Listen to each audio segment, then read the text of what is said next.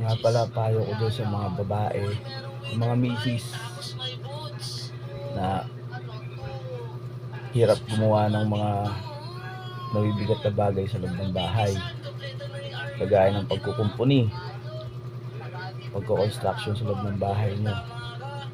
Lalo na pag wala yung mga mister nyo. Kaya sabi nga nila, ang mga lalaki daw, haligi ng tahanan. Tama naman, di ba? Kaya ang gawin yung mga misis, para hindi kayo mahirapan sa paggagawa ng mga may bigat na gawain sa loob ng tahanan nyo, mga construction, ito lang mapapayo ko sa inyo. Pagdagdag kayo ng mga asawa para tumibay yung mga bahay nyo.